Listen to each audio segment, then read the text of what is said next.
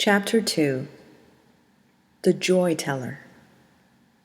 Yes, you did have a profound dream of almost painful brightness in which a being appeared. The image in your dream dominates your thoughts. But equally curious is that you also heard a voice while dreaming. It was a powerful yet kind voice, a voice that fills your mind and heart. The voice told you that if you want to find out who the being is, you are to find the tea shop run by Joy Teller. Joy Teller would explain who the being is. In your heart, you are then shown the front of a tea shop. It's called the Joy Tea Shop. But you've never been there, and you don't ever remember seeing it. Sometime later, you go on business to a large city several hours away.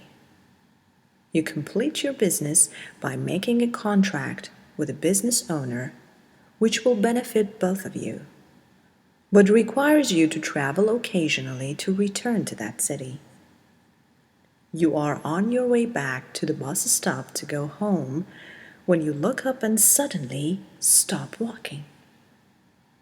You stop breathing at what you see.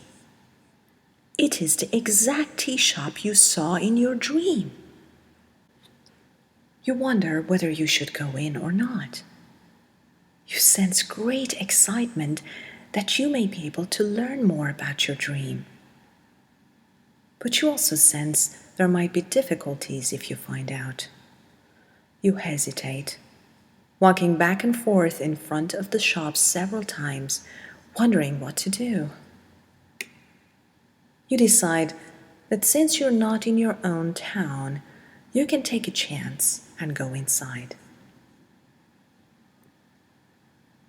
You walk in and see a few people seated at small round tables, enjoying tea and snacks.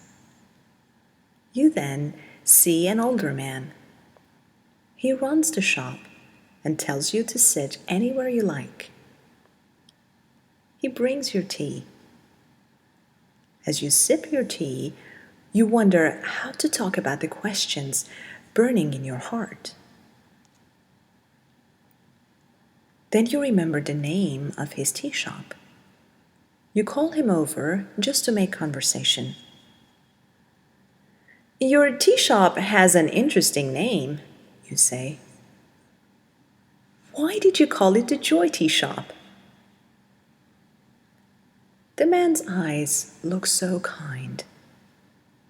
Since there aren't many people in the tea shop, he asks if you would like him to sit down and explain it to you. You're intrigued and glad for him to join you. He brings more tea and sits down. As you both drink, he says that joy was a gift given to him by his best friend. He named his shop after that gift. You puzzle over what he just said. You don't sense much joy in your own life and wonder what he meant. What kind of friend could give someone so much joy that they would name their business Joy? But your real question regards your dream, and you wonder what to say next. You wonder if you can trust this man with the kind eyes. You're not sure. So you ask him to explain what he just said.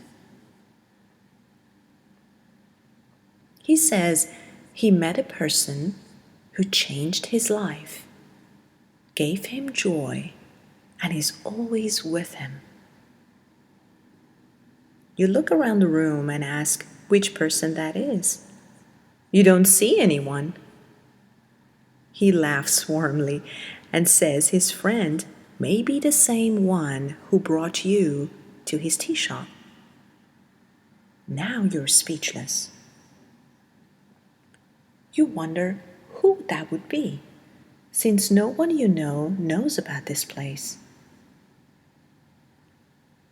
He asks if you have ever seen his tea shop before. Now you're astounded. You know you only saw his tea shop in your dream, but do you dare talk about that? You respond that you did see his shop once, but not in person. He chuckles and then proclaims that his best friend did bring you. You say, "But how could he? I saw your shop in a dream." Joy Teller laughs deeply again. He says his friend is the one you saw in your dream, and that others have seen him too.